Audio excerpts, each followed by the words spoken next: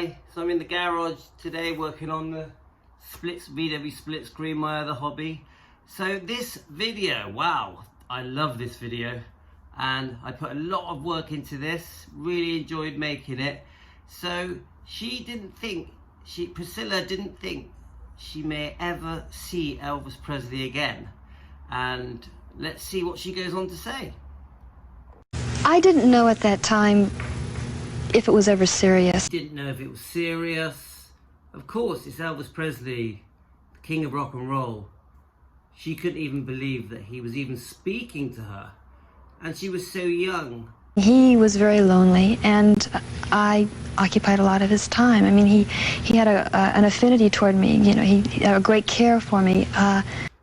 So they obviously had an amazing connection, a special friendship, and his loneliness and the loss of his mother and being away from home.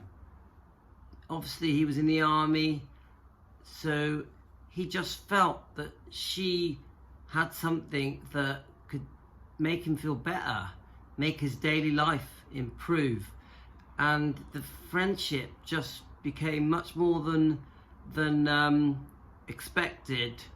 And I know there's massive issues to do with her age, but there's obviously loads of you out there that are not happy with the fact she was 14. I completely respect everyone's opinion, but this is what happened. This is part of history, and that friendship did happen, and they did go on to become married and have Lisa Marie.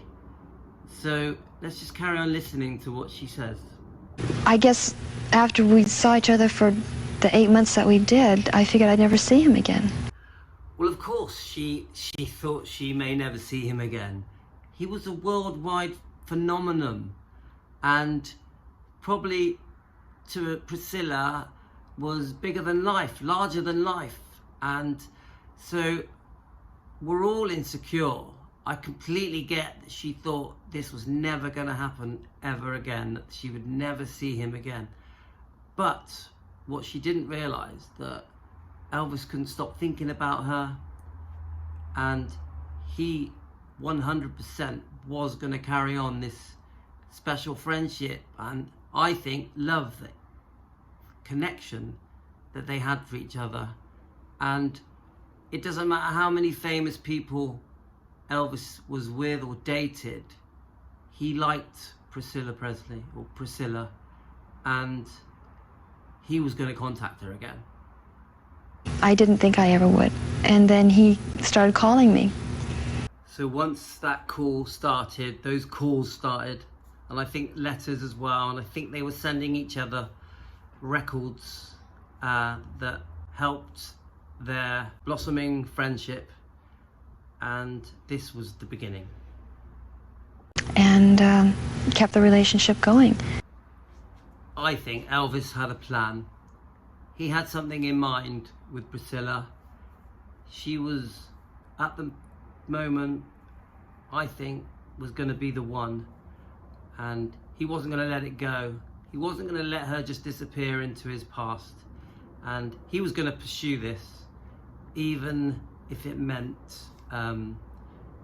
becoming friendly with her parents and bringing her to Graceland. And I'd hoped to see him again, but I didn't see him until 1962 when he called and asked my parents. And I think Elvis calling her parents and asking permission, it says a lot. Those actions show you that his intentions were very good. His intentions were honourable. He was going to do the right thing by Priscilla when it came to her education and to do with sleeping arrangements and her role within his life at Graceland. And he was deadly serious. If they would allow me to go over there and see him. Over there meaning going to LA. Imagine that, going to LA from a small town in Germany where she lived with her parents. Imagine the courage that took. Would anyone have said no? No way. Anyone.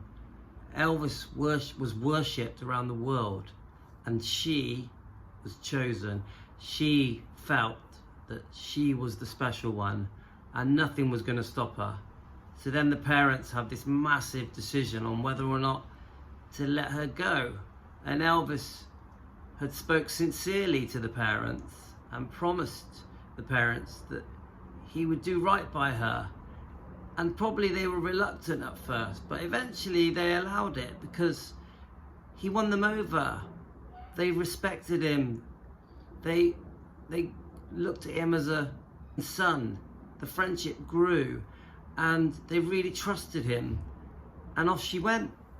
And we know the history and we know how things carried on from there. But amazing thing that happened to this young, innocent girl that was off for a new adventure.